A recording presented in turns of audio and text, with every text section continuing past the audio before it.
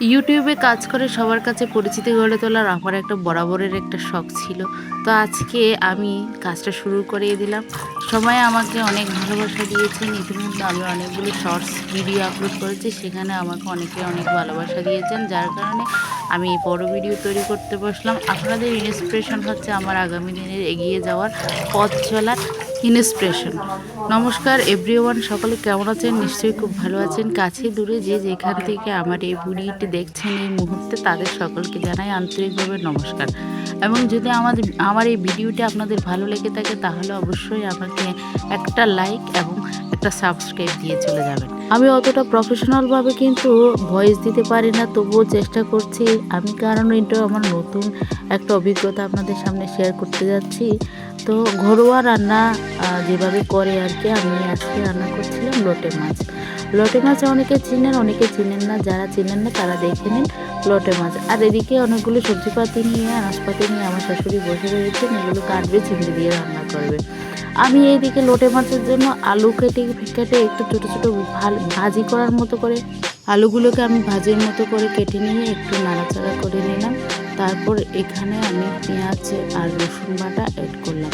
পেঁয়াজ রসুন বাটাগুলো আমি হালকা নাড়াচাড়া করে নেব, যাতে পেঁয়াজের কাঁচা গন্ধ এবং রসুনের কাঁচা গন্ধটা চলে যায়। তারপর আমি এখানে একে একে সবগুলো গুঁড়ো মশলা অ্যাড করব। তার আগে কিন্তু আমি একটু জল দিয়ে নেব, যাতে করে মশলাটা নিচে ধরে না যায়। এবার আমি একটু নাড়াচাড়া করে নেব, যাতে পেঁয়াজ রসুনের কাঁচা গন্ধটা চলে যায়। এদিকে আমার ছেলেকে আমি ভিডিও করতে দিয়েছিলাম, সে আনাড়ি হাতে ভিডিও করলে যা হয় আর কি। তারপর আমি এটার সাথে অ্যাড করলাম একটু হলুদ গুঁড়া।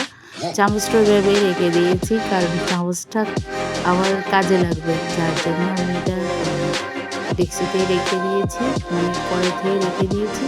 তারপর এখানে অ্যাড করলাম আমি জিরা ধনে গুঁড়া। আমি জিরা ধনে গুঁড়া এগুলো, জিরা আর ধনে একসাথে পেস্ট করে রাখি আর কি।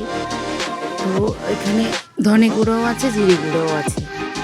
ও একটা কথা আমি স্কিপ করে গিয়েছি, আমি লবণ কিন্তু আগে দিয়ে নিয়েছিলাম পেঁয়াজের সাথে। তারপরে আমি এখানে অ্যাড করব গুঁড়ামরিচ। গুঁড়ামরিচ যেটা বলে রেড চিলি আর কি, তো যে যেভাবে ছিলেন। গুঁড়ামরিচ অ্যাড করার পর আমি এখানে অল্প ঘ্রাণের জন্য, আমার কাঁচামরিচের ঘ্রাণটা খুব ভালো লাগে তরকারিতে, তো এটা হচ্ছে কাঁচামরিচের কতগুলো কেটে দিলাম ওইখানে। ঘরোয়া রান্না, কিছু মনে করবেন না কেউ, আমরা এভাবে রান্না করে খেয়ে থাকি। আর আমি ভিডিওটি করছি বাংলাদেশ থেকে। হয়তো অনেকে অনেক জায়গা থেকে আমার এই ভিডিওটি দেখতেছেন, তাদের জন্য বলে রাখা ভালো, আমি বাংলাদেশ থেকে ভিডিওটি করছি। তো এদিকে আমি পেঁয়াজ মরিচ যা গুঁড়া মশলা দিয়েছিলাম সবগুলোই কিন্তু আমি কি করলাম, একটু নেড়ে ছেড়ে গন্ধটা যাতে চলে যায়, খুব সুন্দর একটা স্মেল বের হচ্ছিল। তারপর ওইখানে আমি পানি অ্যাড করলাম। এই যে পানি অ্যাড করে একটু নেড়ে ছেড়ে নিলাম। নেড়ে চেড়ে নেওয়ার পরে একটু কষিয়ে নেওয়া ভালো আর কি, যাতে পানিগুলো দেওয়া যাতে মশলাগুলো নিচে ধরে না যায়। তারপর আমি লোটে মাছগুলো একে একে সুন্দর করে বসিয়ে দিলাম। এই যে সুন্দর করে বসিয়ে দিলাম, এগুলো এই অবস্থায় আমি বসিয়ে দেব। অনেকে লোটে মাছ রান্না করে ভেঙে চুরে একাকার হয়ে যায়, আমার লোটে মাছগুলো কিন্তু ভাঙবে না, যেটা যেরকম সেরকমই থেকে যাবে।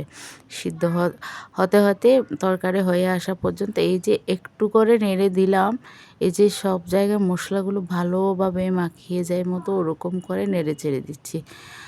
কাঠের চামচ ব্যবহার করলে খুব ভালো হয়, এমনি যদি স্টিলের চামচ বা অন্য চামচগুলো অ্যাড করেন তাহলে কিন্তু ভেঙে যেতে পারে। এই যে আমার লোটে মাছ রান্না শেষ।